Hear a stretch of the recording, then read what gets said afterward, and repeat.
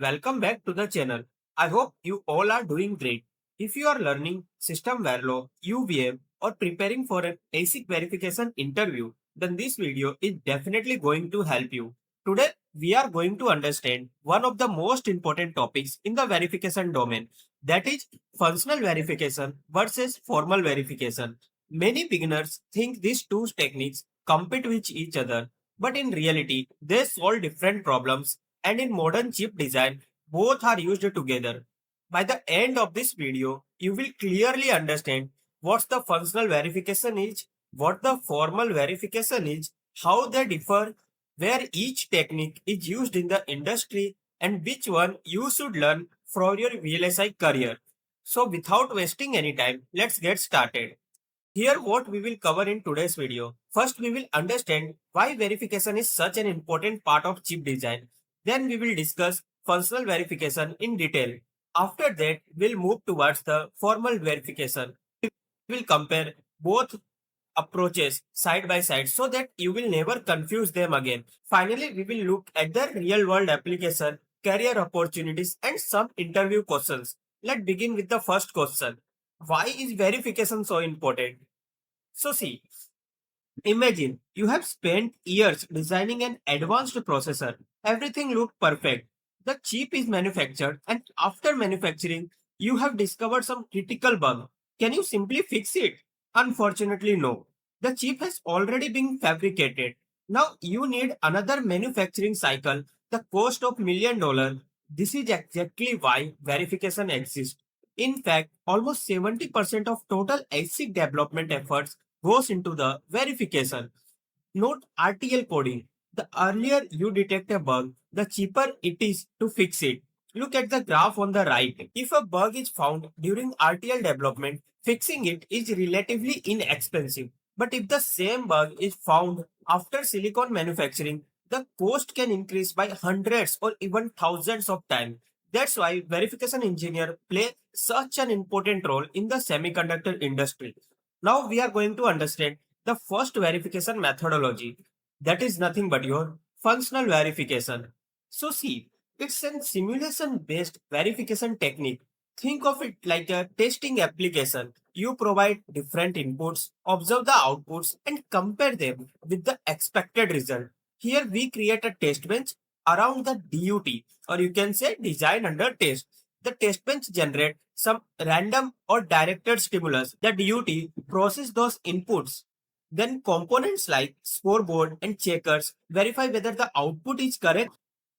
Finally, functional coverage tells us how much of your design functionality we have exercised.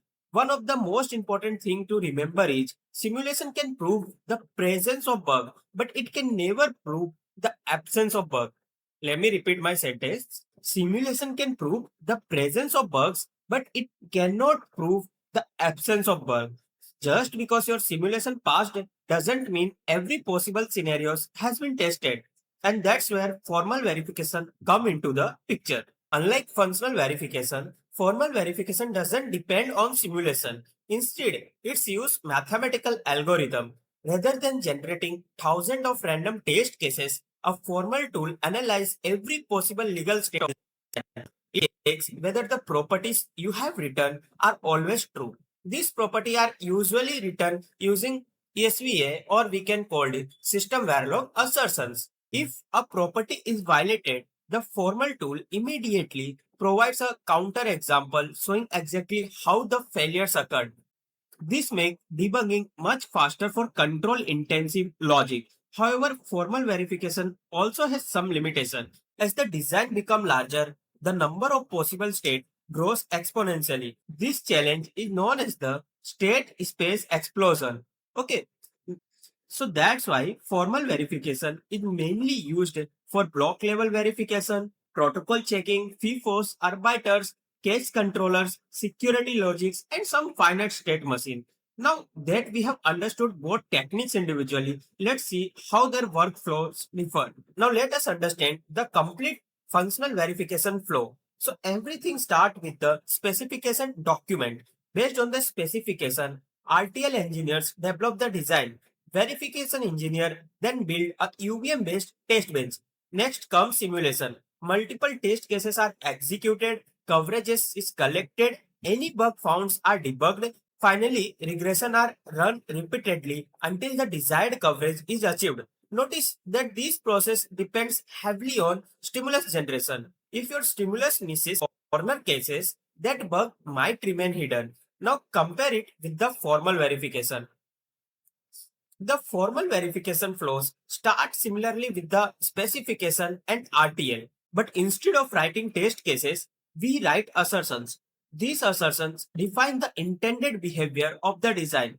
The formal solver then mathematically proves whether these assertions always hold true. If a property fails, then the tool generates a counter example showing the exact sequence that violates the property. Instead of running thousands of simulations, here the solver explores all legal possibility mathematically. This is why formal verification is extremely powerful for the control logics. Now let's compare both approaches directly. So here you can see we have functional versus formal comparison. So this table summarizes the key difference. Functional verification is a simulation based, whereas the formal verification is a proof based. Functional verification requires a test vector, whereas formal verification doesn't require the test vector.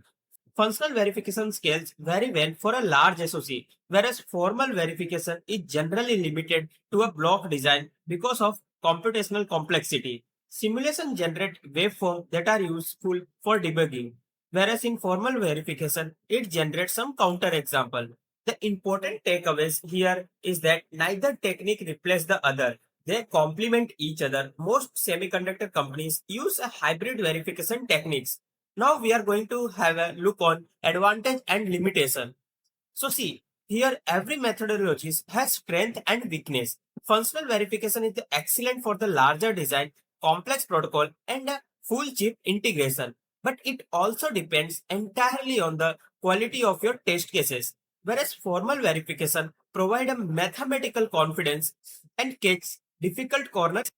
However, it requires a strong assertion skill and become computationally expensive for a very large design. So instead of asking which one is better, a better question is which one is better for this particular problem.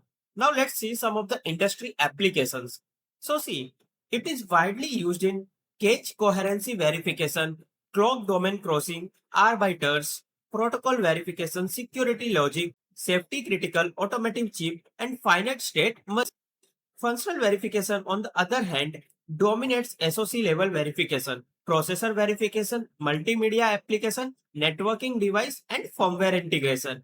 Modern verification teams usually combine both techniques. Formal verifies the critical logic control, whereas the simulation verify overall system behavior.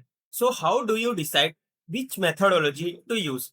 If your block contain finite state machine, control logic, arbiters, or protocol properties, go for a formal verification. If you are verifying a complete processor, a multimedia pipeline, or an entire SOC, simulation is the better choice. In practice, successful projects use both together. So that's an industry standard today. Now let's see the career roadmap. So if you are planning your career in ASIC verification, here's the roadmap I personally recommend. Start with system Verilog fundamental, then master UVM. After that, learn system Verilog assertions. Finally, move formal verification tool like Jasper Gold or VC format. Engineers who know the UVM and formal verifications are the extremely in high demand. So these skills are open opportunities for verification architect role. So let's quickly summarize today's discussion. Functional verification is based on simulation, whereas formal verification is based on purely mathematical proof. Simulation can find bugs, but it cannot prove that bug doesn't exist. Formal verification can mathematically prove properties, but it doesn't scale well for a large design. Instead of choosing one over the other, industry combines methodologies to achieve better verification qualities. Now, before ending this video, here are some interview questions you should definitely prepare. What is a state space explosion? What are the difference between assertion and assumption? What is a counter example? Why can't functional verification prove bug absence? When should you choose formal verification instead of simulation? If you can confidently answer this question, you are already ahead of many freshers preparing for VLSI interview. And that's it for our today's video. I hope Now you clearly understand the difference between functional and formal verification. If this video helped you, don't forget to like this video, subscribe to the channel and share it with your friends who are preparing for VLSI interview. And also let me know in the comments what topic would you like me to cover next. Thank you so much for watching. Until next time, keep learning, keep growing. I will see you in the next video.